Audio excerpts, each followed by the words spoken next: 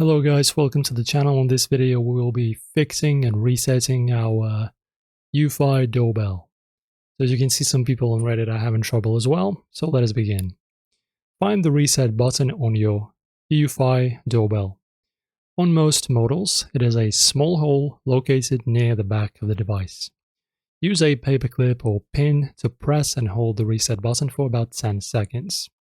You should see the doorbell light flash or hear a chime indicating that the device is rebooting.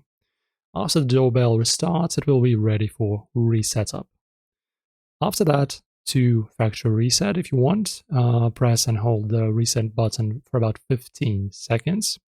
The LED light on the doorbell will flash in a pattern, indicating that the factory reset process has been started. Right, after that, if you want some additional information, a soft reset will reboot the device, while a hard reset will erase all settings and data, allowing you to start from scratch.